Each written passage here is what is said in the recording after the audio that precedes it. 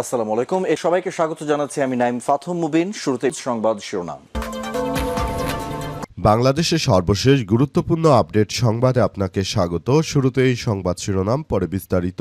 প্রথমেই জানাবো, রাজধানী ঢাকার সাভারে বোমা হামলার প্রতিবাদে রাজধানীতে এনসিপির মশাল মিছিল। সাভারে জাতীয় নাগরিক পার্টি এনসিপির পদযাত্রায় বোমা হামলার প্রতিবাদে ঢাকা মহানগর উত্তর এনসিপির উদ্যোগে রাজধানীতে মশাল মিছিল অনুষ্ঠিত হয়েছে। আজ রাজধানীর বাংলা মোটর এলাকায় এনসিপির কেন্দ্রীয় কার্যালয়ের সামনে রাত 12টার দিকে মশাল মিছিলটি শুরু হয়। পরে মিছিলটি বিভিন্ন সড়ক প্রদক্ষিণ করে শাহবাগে গিয়ে আন্দোলনের মাধ্যমে সেখানে বিক্ষোভ সমাবেশ অনুষ্ঠিত হয়। এদিকে ময়মনসিংহে মায়ের শ্লীলতাহানির ক্ষোভে 4 ছেলে রুবেলকে হত্যা করেছে বলল পিবিআই। ময়মনসিংহ নগরের ভাড়াবাসায় যুবক রাজীব আহমেদ রুবেল 40 হত্যার রহস্য উদ্ঘাটন করেছে পুলিশ ব্যুরো অব ইনভেস্টিগেশন বা পিবিআই। মাদকের আড্ডা, বাসা ছাড়তে বলাকে কেন্দ্র করে নারী বাড়িওয়ালাকে ধর্ষণ ও শ্লীলতাহানির ক্ষোভে তার 4 ছেলে মিলে রাজীবকে হত্যা করেছে বলে জানিয়েছে পিবিআই। এরপর ওই 4 ছেলেকে গ্রেপ্তার করা হয়েছে। এরপর জানাবো, গণভোটের রায় বাস্তবায়ন এবং গণহত্যার বিচার দাবি। আজ সংসদ ভবনের সামনে 11 দলীয় ঐক্যের মানববন্ধন। অবিলম্বে সংবিধান সংস্কার পরিষদের অধিবেশনের আহ্বান করে গণভোটের গণরায় বাস্তবায়ন এবং সব গণহত্যার বিচারের দাবিতে রাজধানীর মানিক মিয়া অ্যাভিনিউতে জাতীয় সংসদের ন্যাম ভবনের সামনের সড়কে মানববন্ধন করেছে 11 দলীয় ঐক্য। এবারে জানাবো, দেশের সব মাদ্রাসার জন্য সরকারের জরুরি নির্দেশনা জারি। দেশের সব মাদ্রাসায় আবশ্যিক প্রতিদিন সমাবেশ, পিটি ও খেলাধুলার আয়োজন নিশ্চিতের নির্দেশনা দিয়েছে মাদ্রাসা শিক্ষা অধিদপ্তর। আজ অধিদপ্তরের প্রশিক্ষণ ও শারীরিক শিক্ষা শাখা থেকে সংক্রান্ত নির্দেশনাটি সব মাদ্রাসা শিক্ষা প্রতিষ্ঠানের প্রধানদের কাছে পাঠানো হয়েছে। এবং সর্বশেষ জানাবো, বরগুনায় বিদ্যুৎ কেন্দ্রে ভয়াবহ আগুন, দীর্ঘ সময় বন্ধ থাকবে বিদ্যুৎ সরবরাহ। বরগুনার পল্লী বিদ্যুতের একটি গ্রিডের সাবস্টেশনে অগ্নিকাণ্ডের ঘটনা ঘটেছে। এতে সাবস্টেশনটির বিভিন্ন যন্ত্রাংশ পুড়ে ক্ষতিগ্রস্ত হয়ে যায়। বরগুনা সদর উপজেলায় প্রায় 67,000 গ্রাহক বিদ্যুৎ বিচ্ছিন্ন হয়ে পড়েছে। লোকের সংখ্যার দিক দিয়ে বলতে গেলে সেটি প্রায় 2 লক্ষের অধিক। রাত 10:30 থেকে সদর উপজেলার 2 নম্বর গৌরীচন্দ্র ইউনিয়নের খেজুরতলা এলাকায় এমন দুর্ঘটনা ঘটেছে। প্রিয় দর্শক, এতক্ষণ শুনছিলেন সংবাদ শিরোনাম, এবারে বিস্তারিত। তবে তার আগে বন্ধুরা, অনুরোধ থাকবে এই সংবাদটিতে একটি লাইক দিন। এই চ্যানেলে আপনি নতুন হয়ে থাকলে আমাদের সংবাদটি দেখতে দেখতে চ্যানেলটি সাবস্ক্রাইব করে রাখুন। কমেন্ট করে বন্ধুরা আপনার মূল্যবান মতামত জানিয়ে দিন আপনি বিশ্বের কোন দেশ থেকে বা বাংলাদেশের কোন স্থান থেকে আমাদের সংবাদটি দেখছেন এবং শুনছেন। আর বন্ধুরা, সংবাদটি আপনার সোশ্যাল মিডিয়া ফেসবুকে শেয়ার করে বন্ধুদেরও দেখার সুযোগ করে দিন। গাজা যুদ্ধে আপনি যদি নিরীহ ফিলিস্তিনিদের ভালোবেসে থাকেন বন্ধুরা, কমেন্টে ইয়েস লিখে পুরো বিশ্বকে আমাদের এই তাজা আপডেটটি দেখার সুযোগ করে দিন। এবারে বিস্তারিত। আর বন্ধুরা, গাজা যুদ্ধে আপনি যদি নিরীহ ফিলিস্তিনিদের ভালোবেসে থাকেন, কমেন্টে ইয়েস লিখে পুরো বিশ্বকে আমাদের এই আপডেট সংবাদটি দেখার সুযোগ করে দিন। এবারে বিস্তারিত। আজ সংসদ ভবনের সামনে মানববন্ধনে 11 দলীয় ঐক্য। গণভোটের রায় বাস্তবায়ন এবং গণহত্যার বিচারের দাবি।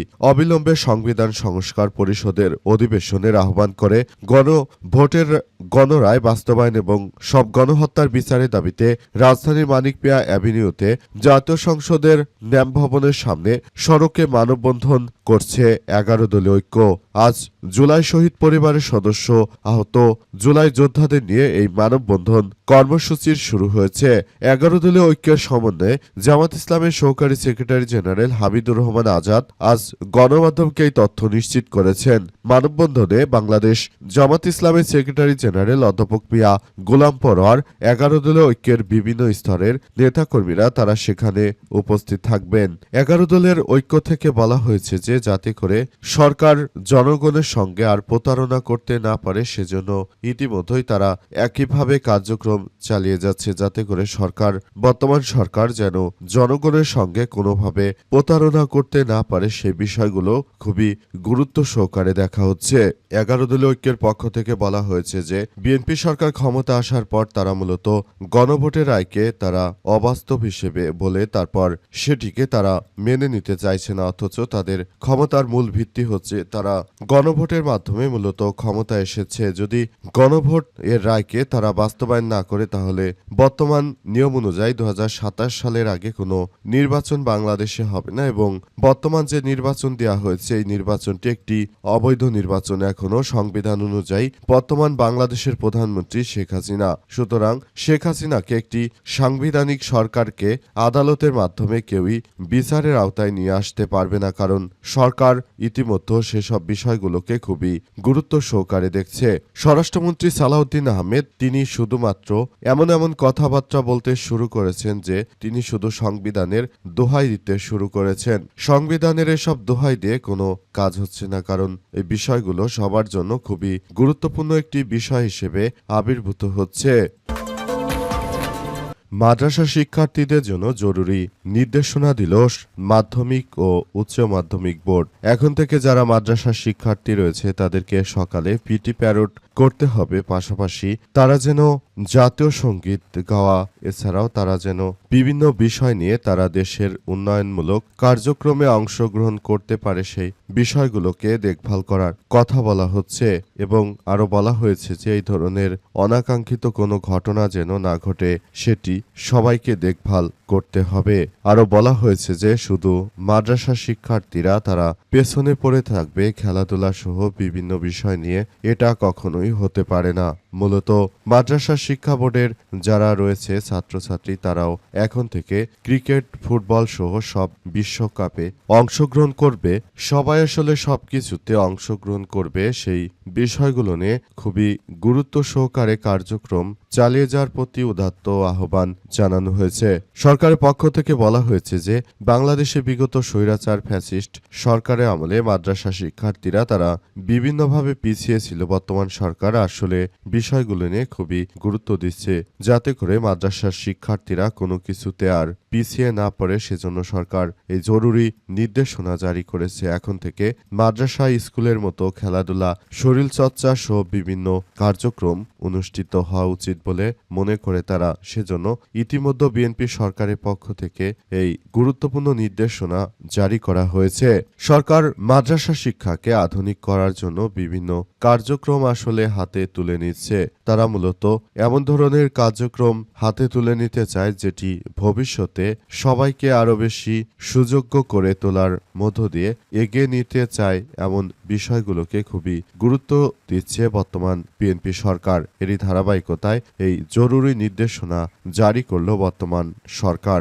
সরকার আরও চায় যেন কোনো ধরনের বিশৃঙ্খল পরিস্থিতি না হয় এবং একটি সুন্দর সমৃদ্ধির পরিবেশে যেন মাদ্রাসা শিক্ষার্থীরাও তারা দেশের জন্য উন্নয়নমূলক কর্মকাণ্ডে অংশ নিতে পারে, এজন্যই উদ্যোগ নেওয়া হচ্ছে।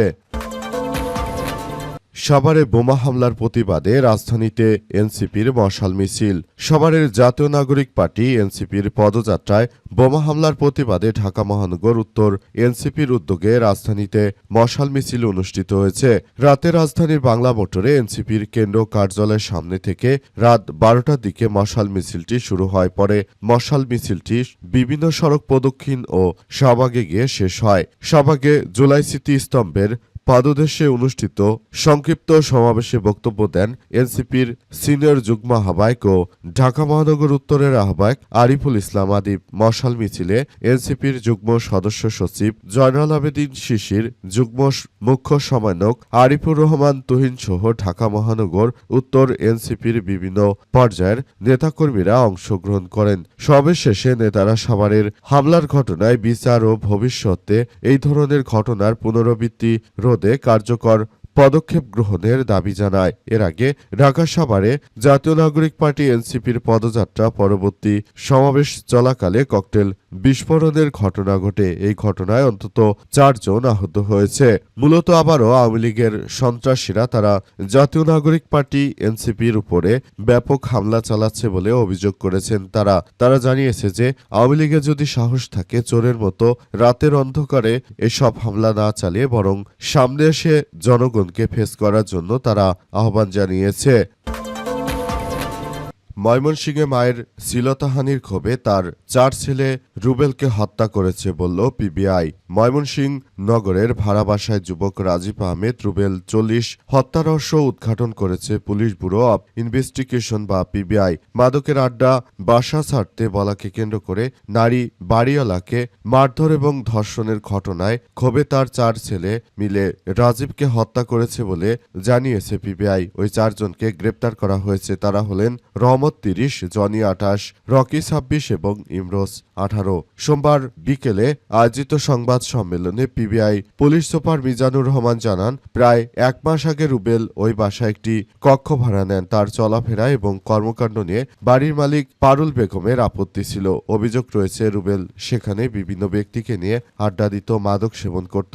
এসব কারণে বাড়ির মালিক তাকে পরবর্তী মাস থেকে আর বাসা ভাড়া দিবে না বলে জানায়। তবে রুবেল জোর করে সেখানে থাকতে চায়। সকালে রুবেল প্রথমে বাড়িওয়ালা এবং তার ছেলের কক্ষের দরজায় লাথি মেরে তাদের ঘুম থেকে তোলে। এ সময় উভয় পক্ষের মধ্যে বাকবিতণ্ডা হয়। এক পর্যায়ে তিনি বাড়ির মালিককে মারধর ও ধর্ষণ করে। পরে বাড়ির মালিকের 4 ছেলে পরিকল্পনা করে একটি চাইনিজ কুড়াল দিয়ে রুবেলের গলায় আঘাত করে হত্যা করে ঘটনাস্থল থেকে পালিয়ে যায়। এই ঘটনায় রুবেলের বাবা বাদী হয়ে বাড়ির মালিক 3 ছেলে সহ 11 জনের বিরুদ্ধে মামলা করেছে।